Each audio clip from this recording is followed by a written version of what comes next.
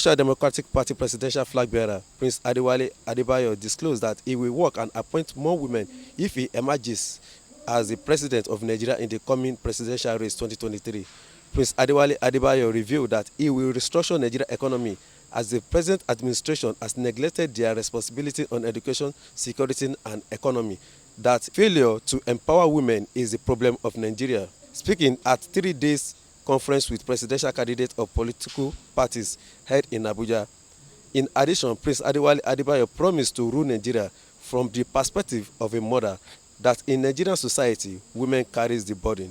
Furthermore, the president of Nigeria Women's Search for Good Governance, Hajiya Sahadatu Abdullahi, said that women have the largest voting bloc, that women have the insight to solve conflict, add value to peacemaking. A government should be like a housewife.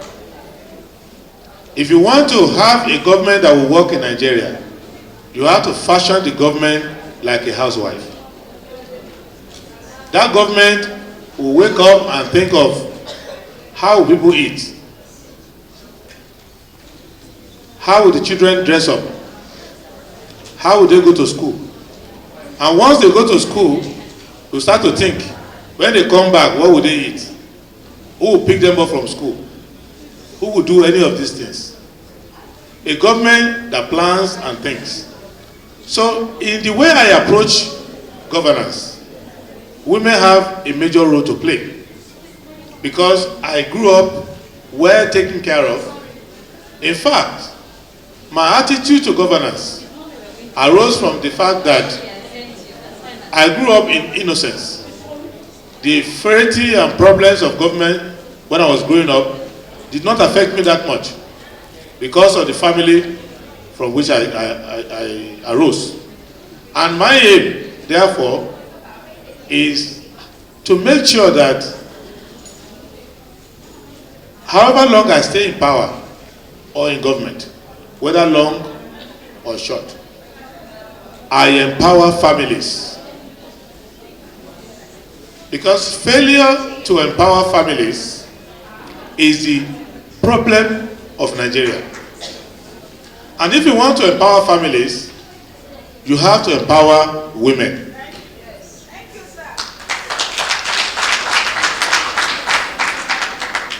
And I'm also an employer of labor.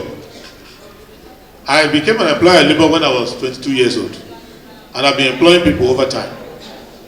So in the course of time, I've employed women and I've employed men. And if you find out from organizations that I've been running for many years before I thought I would be in politics, 80 to 85% of my managers are women.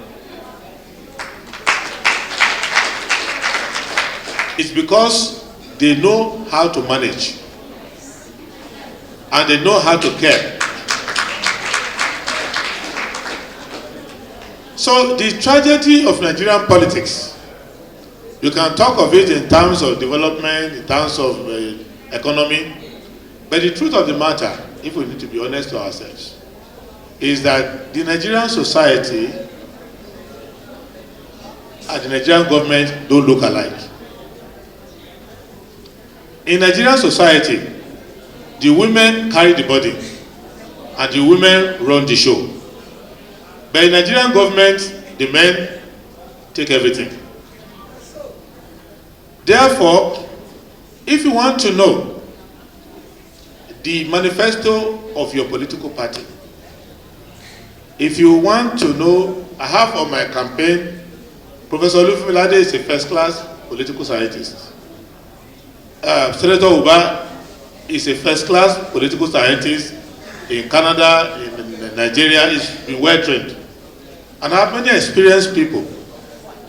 But if you want to know how to draw the manifesto of a political party, if you are new to politics, just listen to the prayers of women.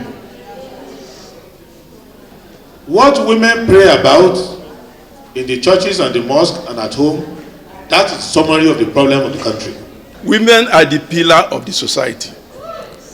In any society. And when you watch, where women are in charge, things move on smoothly. Do you realize that during the COVID, it was countries where women were in charge, they had minimal problem. New Zealand, Sweden, name them, where the women were prime ministers. So any nation that ignores women are doing that at their own peril. What are you going to do to end insecurity? What are you going to do to provide medication in the hospital, good medical facility?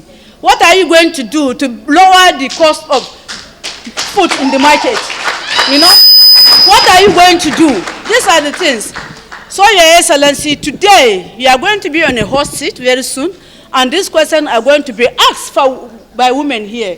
Representatives of different groups are here. We have the market women, we have the military widows association, we have so many things.